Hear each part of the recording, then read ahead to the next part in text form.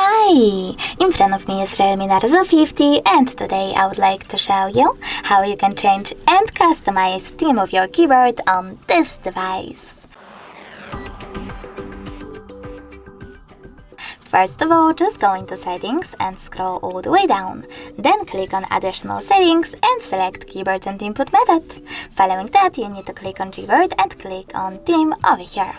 Then scroll down and choose Show More. This way you can see all available options. When you're ready, tap on the best one for you.